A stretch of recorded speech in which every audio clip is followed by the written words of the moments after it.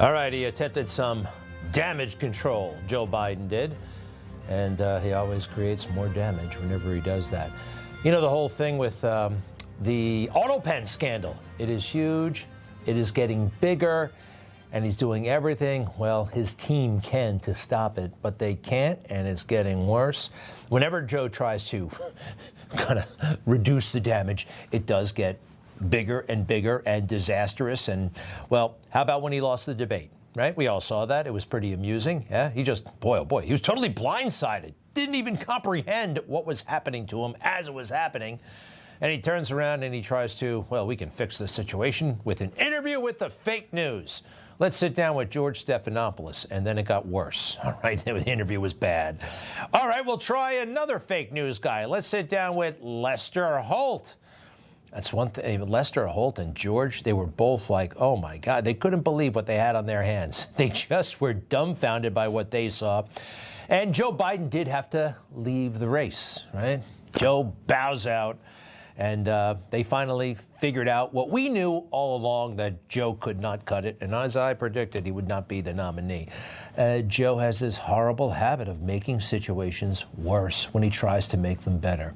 When we lost, when America lost in Afghanistan, thanks to him, in 2021, and those 13 heroes came home in caskets, Joe, being Joe, thought, this is Delaware. This is my home country. This is my home territory. I'll make nice on these people. Just you watch. That's file footage of Joe turning on the charm somewhere. He's not good. And wow, he tried to cover, he tried to make that thing that he totally botched somehow tolerable. This is what happened. He just talked about his son and said how much he knows or he understands how do we feel, because he lost his kid and he didn't know how we feel, because he was there with his son when he passed. We didn't have that privilege. We receive our kids in a casket. I just feel so disrespectful by that man, because it was all about him. When Joe Biden, our elected president, entered the room, when he approached me, his words to me were, my wife Jill and I know how you feel. We lost our son as well and brought him home in a flag-draped coffin. My heart started beating faster, and I started shaking, knowing that their son died from cancer and they were able to be by his side. Also wondering how someone could honestly, be so heartless to say he knew how I felt a little over 24 hours and learning of my son's death. I completely immobile. All I can do is move. And this man tells a long story about he lost his arm in combat, and Joe made light of it and tried to shake him by the pinky, and it was just crazy. Joe always makes the situation worse. And when it comes to this Autopen thing, oh boy, he's digging himself a very, very deep hole. Now let's go through it. The Biden family, right? The pardon. Anything suspicious about that signature? We'll get to that in a moment. Who else got a pardon? Basically at the last minute. Dr. Fauci? Are you kidding me? That guy, how dare. That's an admission of guilt right there. Who else? Who else? The J6 committee, the entire committee. Liz Cheney and the rest of them. And also, this one bothered me as well, General Milley. Ooh, General Milley. He did try to wage a coup against President Trump. Autopen. All of these very sensitive pardons were signed by the same pen. And the Heritage Foundation established that for us. Let's see them all come together, please. It's the same pen, the Autopen. It's automatic. We have that handy-dandy doodah that makes them all come together and you can see what we're talking about. Well, anyway, if you look at it really closely, you can tell they're all the same signature. And the Heritage Foundation found out about this in March, all the way back in March. So, March 17th. Okay. How many months has it been? April, May, June, July. 4 months for the Biden team to hopefully get their story straight, because this is a horrible problem. And the staff may be very, very exposed, potentially criminal wrongdoing.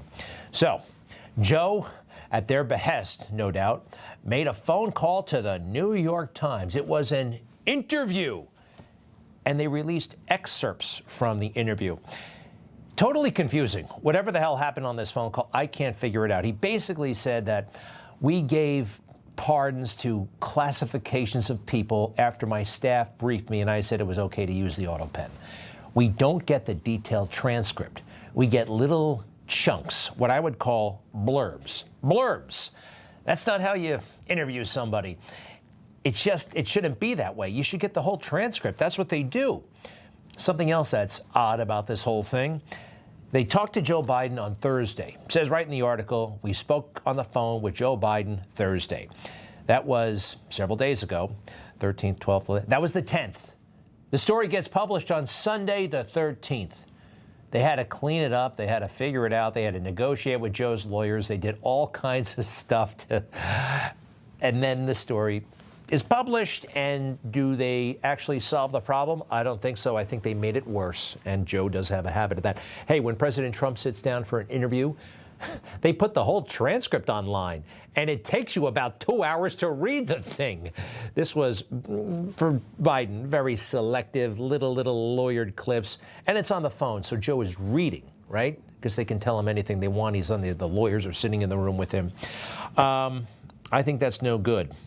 And overall, this situation, how do we put it? I think President Trump nailed it today. He knows, because he's got the job. How many people alive have been president of the United States? 3? Max? 2? 3? 4 maybe. Anyway, he knows things that only other presidents know, and he knows this. Look, the Autopen, I think, is maybe one of the biggest scandals that we've had in 50 to 100 years. This is a tremendous scandal. And I know the people on the other side of the, see that desk, that Resolute desk? Unfortunately, he used it before me. But, you know, we have our choice of 7 desks. They're all beautiful, but I chose the Resolute, and so did he, unfortunately. But the people on the other side of the Resolute desk, I know them. Lisa, the whole group, and they're no good. They're sick people. And I guarantee you he knew nothing about what he was signing. I guarantee it. I'm going to have to take the word of the 45th and 47th President of the United States. He knows something about how that presidency works. You know, if you were, it's the same thing. If you take a job in whatever industry you're in, you know it, you learn it, you can feel it, you know certain stuff in your bones. This Hunter situation, this pardon situation, it's all no good. I guess at least with the Hunter thing, we know he signed it himself. That doesn't go for the family pardons. We're not sure about that because they were all the same signature. And it certainly doesn't go for the Fauci, the Milley, the Liz Cheney, the January 6th committee, all of those guys. Adam Schiff, Autopen galore. We think that's illegal. This thing is not over. All right? Next, please. We are witnessing this week, quite frankly, an extraordinary split in the MAGA orbit. The DOJ's Epstein files decision, that has created a major fracture in MAGA world. The president is having to stand by his attorney general because this outrage continues within the MAGA base over the Jeffrey Epstein case. Oh, they love trying to say this. MAGA is coming apart because of this, that, and the other thing. This time it's Jeffrey Epstein. A couple of weeks ago, it was about whether or not we should bomb Iran, right? It's blowing up. The Iran conflict is sparking a MAGA civil war. Oh, my goodness. Kind of, sort of, but not really. Kind of, sort of, but not really. You know, who's really upset right now are the podcasters. As I call it, the podcracy. Huh? You like that? We have a bureaucracy, a theocracy, a democracy, and a podcracy. A podcracy, these are podcasters, right? And I like them. I know them. I could do a podcast too. Sometimes it's all great, but it's content, and a little bit of it is show business. I don't know. I'm going to just have to defer to President Trump on this thing. He actually knows Jeffrey Epstein, or knew him. He appointed Pam Bondi. He knows all of the players. He knows these lawyers. I'm going to take his word for it. And I know right now in the podcracy, some of these guys, forgive me, I like him, but Steve Bannon, sometimes he acts like he's the president. Give me a break, man. You gotta You got a great deal with Black Rifle Coffee. Relax about telling President Trump how to do everything. Now, granted, sometimes I agree. Like, here's Megyn Kelly, okay? And she was pretty upset with Pam Bondi this weekend. I don't think he realizes how much she's humiliated the administration. This is a self-inflicted wound. She caused it. Again, I have nothing against Pam Bondi, but if you want to look for the villain in this story, we have found her. All right. Now, look, it's easy on the sidelines for all of us, for me, for her, it's easy. And unless you've been on the inside, I think they deserve our latitude. Megyn has a point here. But I'm happy to trust the president. He's gotten us this far, and he did pick Pam Bondi. But she makes some good points. And I've got to be honest, I blame Pam Bondi. I'll tell you why, okay? I have nothing, yes, incompetence, yes. I have nothing against Pam Bondi as a human being. I was fine with her nomination and her confirmation, and she's been loyal to the president, and I get that President Trump needs a loyal attorney general. She has never missed an opportunity to go on television and dangle sweet nothings that might be coming your way. Try to lead you to believe that she's got it, it's on her desk, it's coming tomorrow, you're gonna see something on Epstein. And it was a tease. All right, Megyn. Again, I'm a big fan, but you can't call her. I have nothing against her other than her incompetence. I don't know. Look, I'm going to defer to them, especially President Trump on this thing, okay? You saw the tweet over the weekend or the X. What's going on with my boys and in some cases, gals? They're all going after Attorney General Pam Bondi, who is doing a fantastic job. By the way, I think one of those gals might be Laura Loomer, who's another one who's great. Don't always agree with her, and sometimes she pushes it. Hey, we all push it from time to time, but next, please.